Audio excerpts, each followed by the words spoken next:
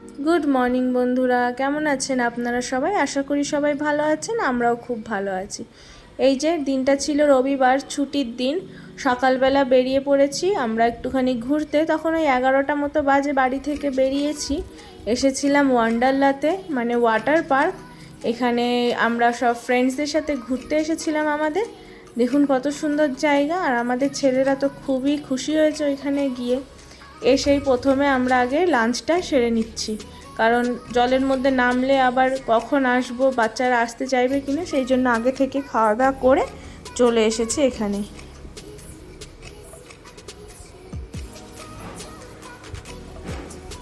আর আমাদের ছেলেরা তো জলে নামতেই ভয় পাচ্ছিল, দেখুন কীরকম করে লাফাচ্ছে। ওই যে আমার ফ্রেন্ডের ছেলে, ও কোলে উঠে গেছে, তাকে দেখা দেখি আমারটাও কোলে উঠে গেছে। তো যেতে যাচ্ছিল না, কোনো রকমে জলের মধ্যে নিয়ে গেছি। তারপরে যখন একবার জলের মধ্যে নামিয়েছি, তারপর তো আর উঠতেই চাইছে না। দেখুন ওই যে আসলো একটা ছোটটা, আমারটাও আসছে। ও এত চালাক, ওর এত ভয়, হালকা করে আস্তে আস্তে আসছে। আর এটার তো একদমই ভয় নেই, চুপচাপ চলে আসবে।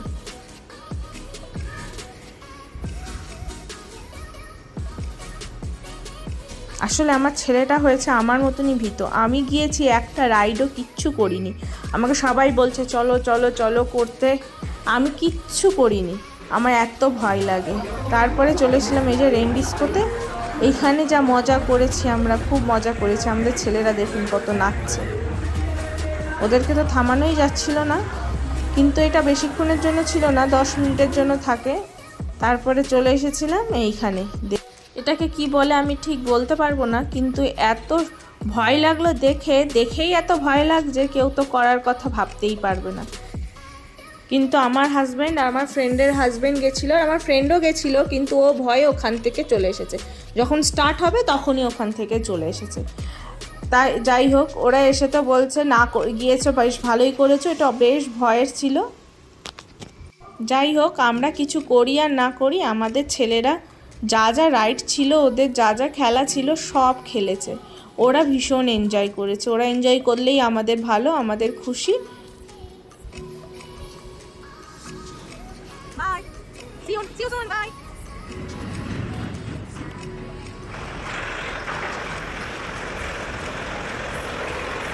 আমি তো এইটাতেও যেতে চাইছিলাম না, তারপরে সবাইকে দেখার পরে ঠিক আছে ভয় নেই, তখন একটু গেছিলাম।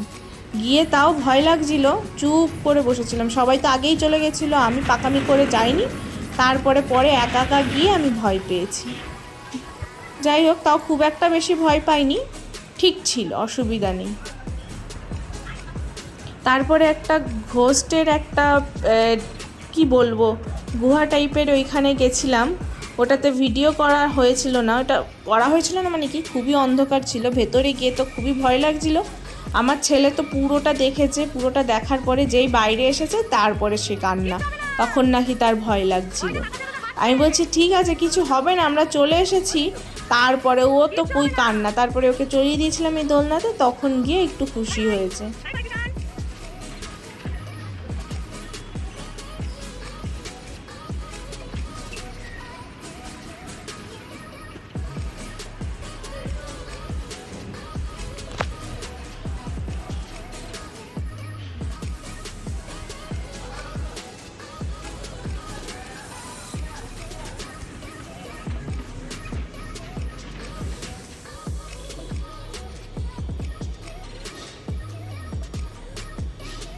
আমি আমার ছেলেদের নিয়ে চলে এসেছিলাম এখানে, একটা মাঙ্কি শো হচ্ছিল, সেই শোটা দেখতে।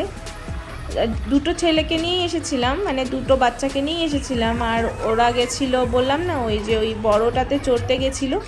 আমি এইখানে এসেছিলাম ওদেরকে নিয়ে তখন দেখতে। তারপরে ওইটা দেখে আমি আর আমার ফ্রেন্ড তো আবার রেইন ডিস্কোতে গিয়ে ডান্স করতে শুরু করে দিয়েছিলাম।